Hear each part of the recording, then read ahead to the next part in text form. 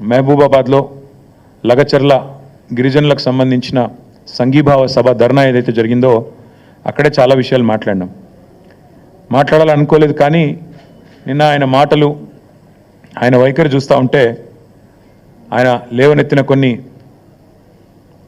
ప్రశ్నలు, కొన్ని అనుమానాలు, దానికి ఇవాళ మీడియాలో వచ్చిన విస్తృతమైన కవరేజ్ చూసిన తర్వాత మాట్లాడక తప్పని పరిస్థితి మాకు కలుగుతూ ఉంది.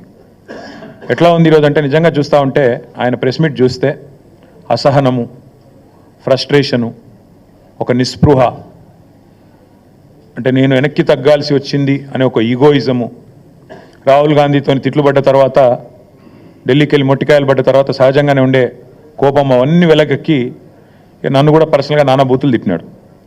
నాకైతే చూస్తే ఒకటే అనిపించింది, ఇప్పుడు రేవంత్ రెడ్డి గారు 10-15 సంవత్సరాలుగా అందరికీ చెప్తా ఉండేటోడు ఎప్పటికైనా ముఖ్యమంత్రిని అవుతానని.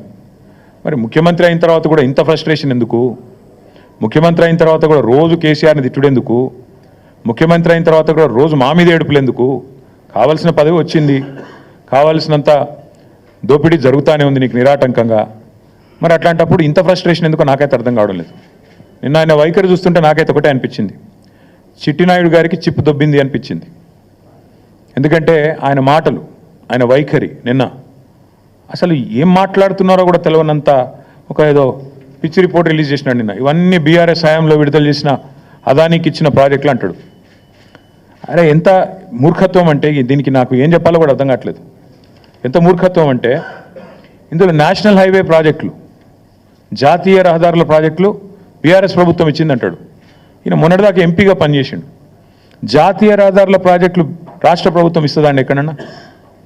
మరి గడ్కరీ గారు ఇక్కడ పనిచేస్తుండా, అక్కడ పనిచేస్తుండా? ఈయన మొన్నటిదాకా అక్కడున్నాడా, ఇక్కడున్నాడా?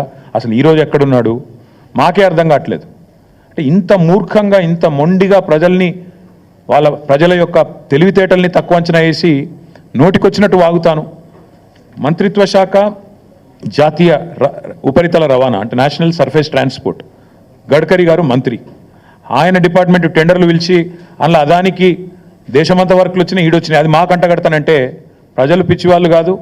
ఇవాళ మా జర్నలిస్టు మిత్రులకు కూడా అన్నీ తెలుసు.